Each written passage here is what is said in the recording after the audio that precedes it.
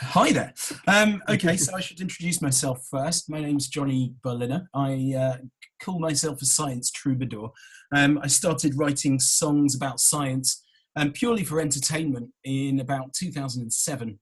And after a few years of doing that, I decided to become a science teacher because I was telling so many people about science anyway. And of course, it seemed natural to me to incorporate songwriting into my teaching.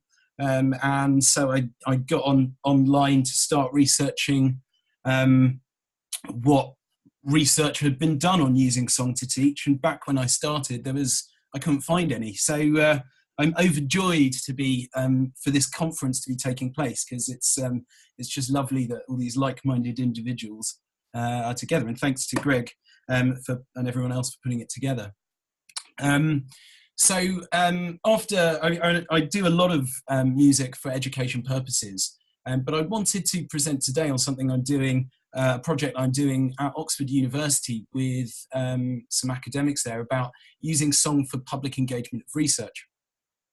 What I'll do is I'll outline the project and how it's worked. I'll play you some of the snippets of the songs, and I'm going to say reflections on the project so far. I can't actually tell you how this project has worked for public engagement, because we are only actually going to be performing these songs for the first time on Friday. So I don't know about the public engagement side of it, but I can tell you very much about what I've learned from the experience and what the researchers have learned from the experience of being part of the writing process.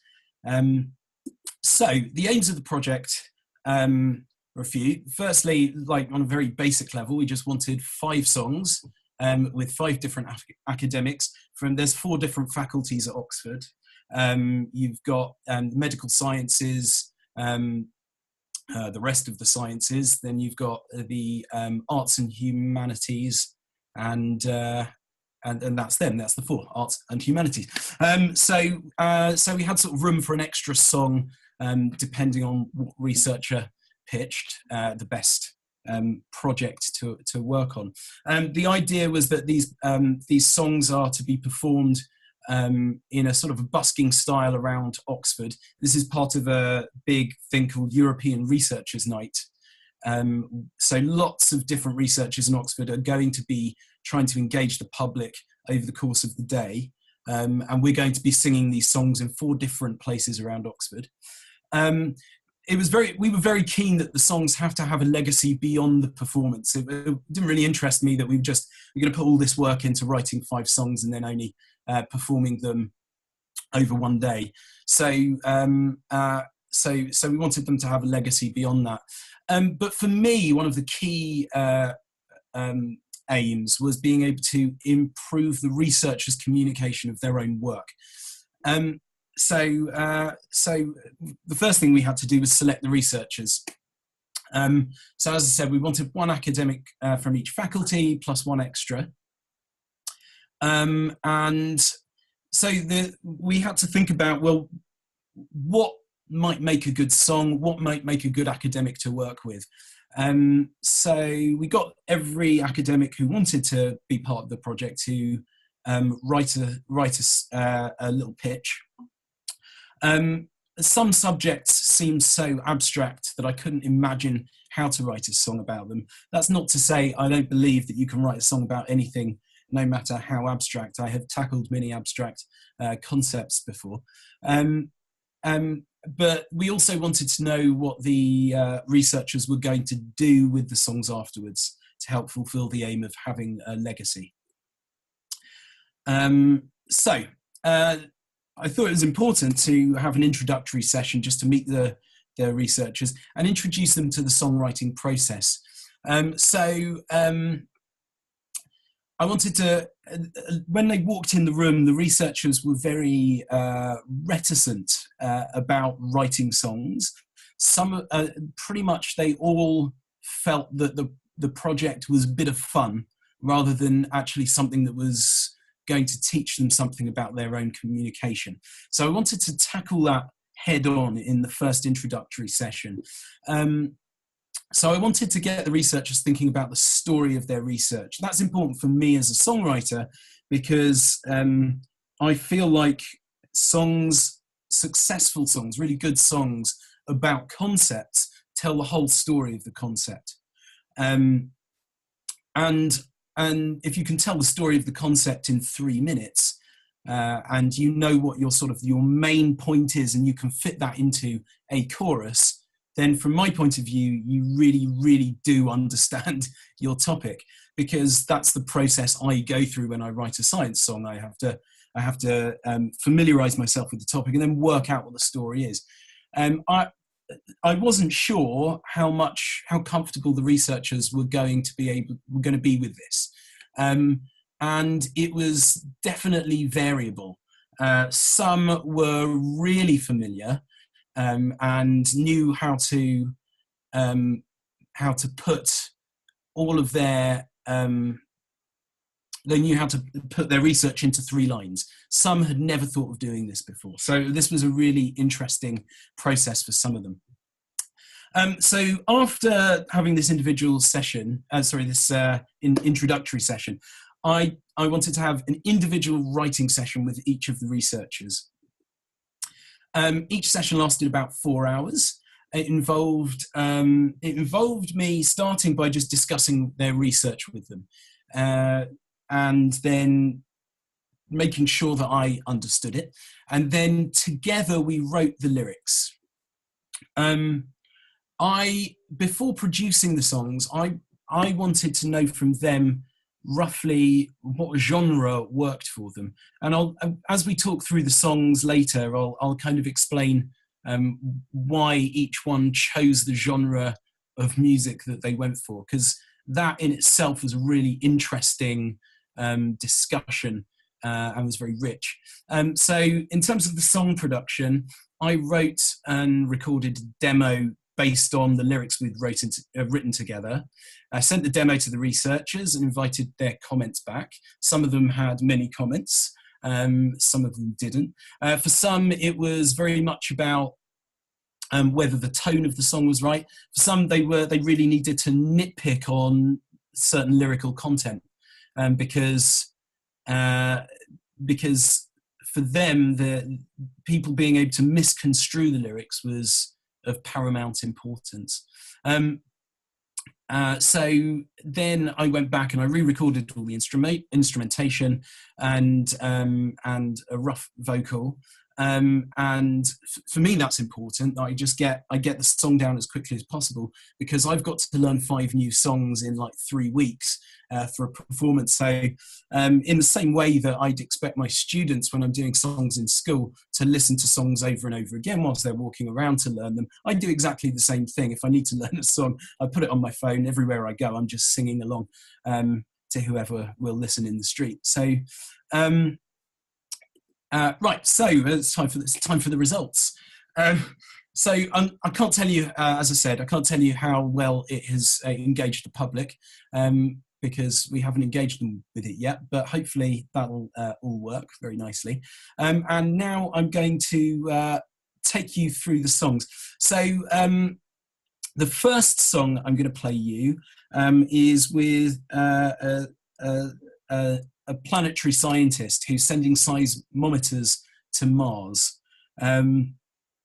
So for me, I picked him. He was actually the first person I picked on, simply because the idea of writing a song called Marsquakes was just the best idea ever for me, and it just had to be 80s rock. So he got absolutely no say over the genre, because I'd already decided, which was a little bit unfair on him, but I think he's been very good and gone with it. So I'll play you a little snippet of that. Do you know what? I think I haven't shared the sound from my, trying to work out where that is.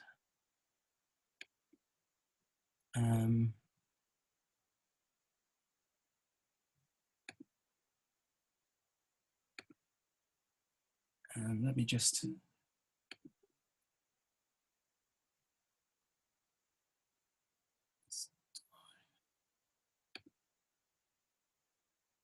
I'm just trying to find the sharing the audio for. Might need a bit of help here. Um, Bob, does he need to do this from the share screen button in Zoom? possibly. Hang on. Where's the... if I go on Zoom...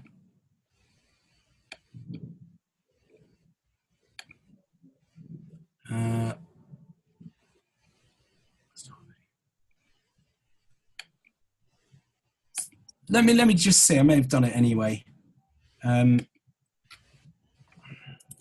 Oh,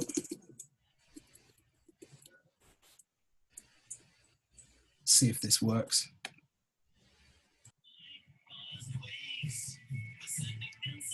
I don't know if you're hearing that. We are, great. Brilliant.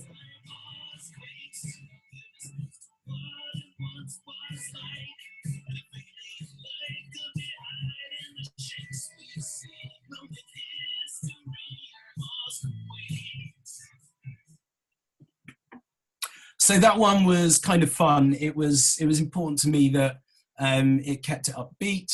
The idea, I wanted to make it really upbeat rock because it's all about space, and I think and you know, it's this kind of really bombastic thing. So that one's been really fun to work on. The next one, it took me out of my comfort zone a little bit because I was working with a geographer, but he's a geographer of the internet. And his research is very much about how the way we rely on things like Google and Facebook, it can be very disempowering to people, to some people, and overly powering to others. And he just really wants to make everyone aware of how data is used. So it was really interesting for me to sort of get to know a little bit about a subject I had no idea about. So I'll play you a bit of this. Now he is a fan of bluegrass music, so he asked for it to be sort of bluegrassy. So we made a bluegrass song. So here we go.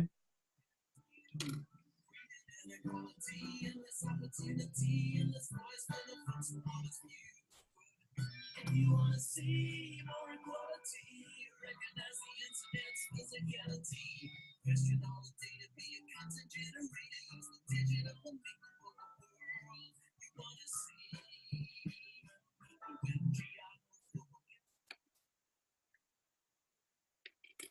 So that's great. And then the next one was from the English department, but it had a science kind of crossover because this researcher is very interested in how Victorians wrote about gut health, basically. And it turns out the Victorians were quite enlightened on gut health. They had to, they really believed that bacteria were very important for health, all sorts of things that we're kind of rediscovering now in a more formal scientific way. This researcher was really into swing music, particularly because she likes dancing to it. And the Victorians thought about the stomach and the brain having this kind of two-way conversation. And she sees swing dance as a kind of a conversation. So she wanted a kind of a swing number, and she's actually going to be dancing live along with the song when we perform it on Friday. So here's this one. H.G. Wells thought stomach so inefficient. His gutless Martians almost won the war. 'Cause the stomach was the buttercup, but his soul again to it. So when you look at the little jar.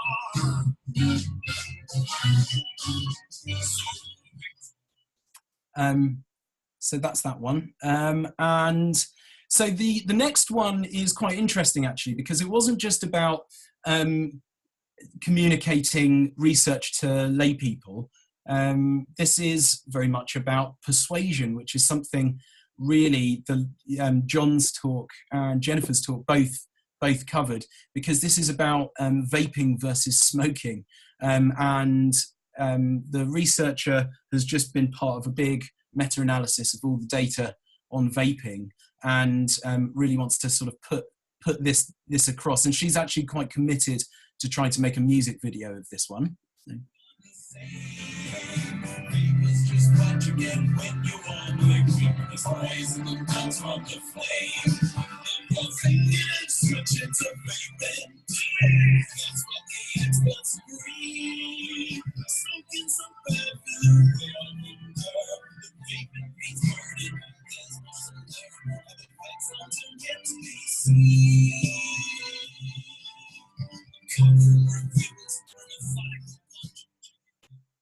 So we went for just a real sing-along song for that one because we wanted it to be very memorable, and we wanted it to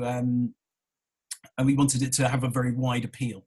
Now the last one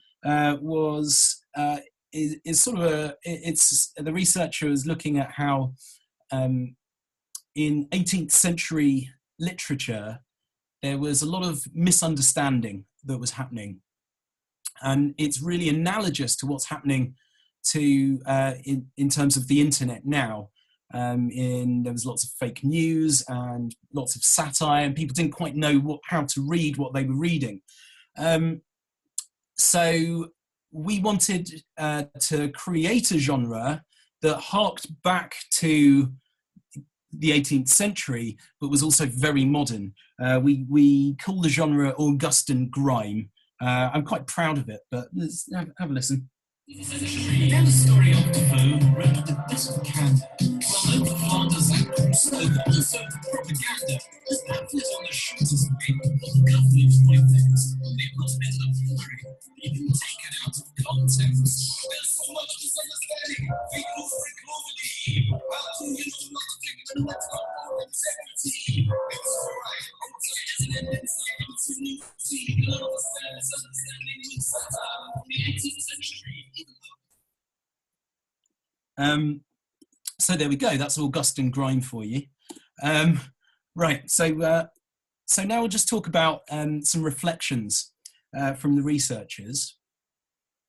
So I asked them did they find the process useful at all, and it turned out that they really, really did. So it's not just students who find these songs useful. It turns out even if you're the world expert on a particular subject, it's still useful to write a song about it, because it being so succinct, you've got to clarify the key message. So they were forced to clarify their key messages. It really helped them to know what information to prioritize. When you're an academic and you're immersed in all the detail, sometimes you think everything's the most important fact because it is to you, whereas to the layperson, actually some things aren't as important, and working with me really helped to sort of sort out that information. So that sort of goes on to that point as well. Just having the dialogue with someone that interrupts them and asks questions was useful for them and was very enjoyable for me as well, actually. So the other thing that pretty much all of them said is when they normally talk to people about their research, they over-explain. So the song process helped them to hold back from that. And without exception, they came in the room and with the preconception that they would not be able to explain their research in 3 minutes. Now, no one's saying that when you hear the song, you understand all their research, but they were amazed that in 3 minutes they could put over so much information. So that was really good. In future, they're going to be using the songs for animated explainer videos, but they'll need to find further funding for that, but hopefully that will be possible. They all will play them at talks, use them on blogs and things like that. So there is a wide range of use for public engagement with this. And Oxford University are going to do a little podcast of the whole project, which will be nice. So I asked the researchers, was it actually a good use of time? They put in some time to this. Was it worth it? And unanimously they agreed that it was worth it. It wasn't actually that much time for them. For me, of course, it was a lot more because I was producing the songs, but that's fine. They didn't feel like it was an extra task, as the process they felt like they were getting some good training, and they felt like it was useful. So they didn't resent sitting in a room with me for 4 hours, which is good. And they're pretty confident that the whole thing's going to pay off in the future. And this was a really lovely quote from the last researcher who I talked about, understanding misunderstanding. She said, "I learned more about what it is I thought I was doing." And in fact, she has actually changed her mind from writing an academic book about her research to now writing a crossover book. So I'm aware that I'm sort of running out of time, so I'm just going to whiz through. Now, I very quickly asked the public engagement officer at Oxford how she felt. Great value for money. She had a hard time convincing funders. I think writing songs for science and for academia we're always going to have an uphill struggle convincing funders that it's worthwhile, but hopefully more conferences like this will help. So the successes for them were generating enthusiasm. They challenged researchers' preconceptions about how well they communicated their work, and it was a really positive experience for the researchers. And it was good that the researchers took it seriously in the end and realized that they can be trained to communicate their work better. From my point of view, it was an incredibly satisfying writing process. I wrote a totally different way to the way I normally do. Writing lyrics first is not something I normally do. I normally try and go in with it all together. So that presented really, it made it musically challenging and meant I came up with music that I wouldn't normally have written, which was very satisfying. It broadened my worldview because I met some really interesting people. And just, I guess, a question to finish with. Science communication at high level high-level science communication to laypersons is often very difficult for researchers because they're so immersed in the research itself. Communication is not what they spend their time doing. Artists, on the other hand, spend their time communicating. So is there something to science communication to laypersons best being left to artists? I'm not saying it is, but I think it's definitely a question worth considering. So please look up my website. You can see lots of music videos of stuff I've done for school and lots of other stuff. So thanks for listening.